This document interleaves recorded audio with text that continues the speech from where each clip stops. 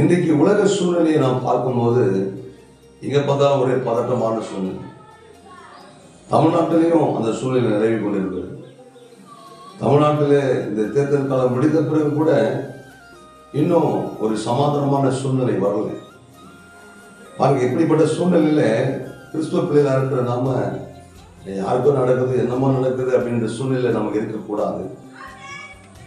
அதே போல நாம் வேதம் தெளிவாக சொல்றது, ராஜ்யங்களுக்காக ஜெபிக்க வேண்டும் என்று சொல்லி, ராஜாக்களுக்காக ஜெபிக்க வேண்டும் என்று சொல்லி, இந்த பூமியிலே நாம் சமாதானமாக வாழ வேண்டும் என்று சொன்னால் ராஜாக்கள் என்று சொல்லப்படுகிற ராஜ்யங்கள் நல்லா இருக்கும், தேசத்தை ஆளுகிற தலைவர்கள் நன்றா இருக்கும், தேசத்தை ஆளுகிற தலைவர்களுக்கு சமாதானம் இருக்கும், தேசத்தை ஆளுகிற தலைவர்கள் சமாதானம் இருந்தால், தேசம் சமாதானம் இருந்தால் தான் அது வாழ்கிற மக்களும் சமாதானமாக வாழ முடியும். இப்படிப்பட்ட சூழ்நிலையில யாருக்கோ என்னமோ நடக்குது நமக்கு என்ன அப்படின்ற நிலை நமக்கு இல்லாமல் பரிசுத்த வேதத்தின்படி கர்த்தர் நமக்கு கொடுக்கப்படுகிறதான அந்த வார்த்தைகளை வைத்து அங்கு சங்கீதத்துல அருமையான வார்த்தை ஒன்று சொல்லப்படுகிறது.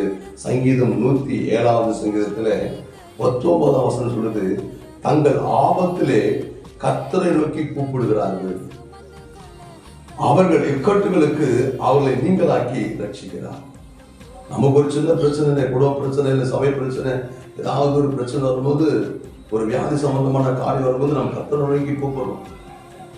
அவர் நம்முடைய ஜெபங்களை கேட்டு அந்த இக்கட்டுகளுக்கு அவர்களை விலக்கி நீங்களாக்கி அவர் ரட்சிக்கிறார், நம்ம ரட்சித்திருக்கிறார். அதுபோல சில டைம்ல வியாதிப்பட்டிருக்கும் போது கூட ஜெபிக்கணும்.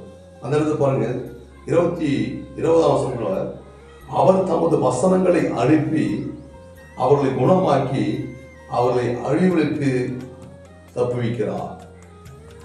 அப்ப ஆண்டவருடைய வசனம் ராஜாக்களுக்காகவும் மேலான அதிகாரிகளுக்காகவும் நாம் ஜெபிக்க வேண்டிய கடமையில் இருக்கிறதுனால நாம் இந்த நாளில நாம் ஜெபிக்க வேண்டும்.